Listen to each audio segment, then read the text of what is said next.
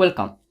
Today we start to explain Excel program. Excel program is one of the Microsoft Office package. Everyone know Excel is very important for many person, for people in company or for student or for people in the home. We will start today and speak about the menu or preface for the program. We will speak about this tab. This tab is home, insert. If I click, he gave me ribbon. Every ribbon, the home is tab, and this is the ribbon. Every ribbon have some orders. This some orders in a package. This package is clipboard. Other one is font, alignment, number, and so on.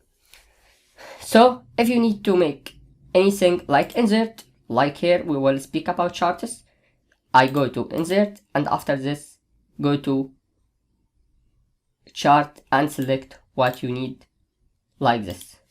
Okay. The other thing we need to speak about is about this arrow.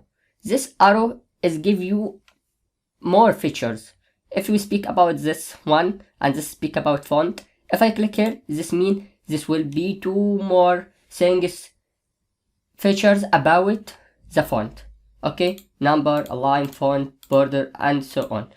Everything from this tab, if you click here, you will get more features. The other thing we speak about this one. This one is a file. Okay.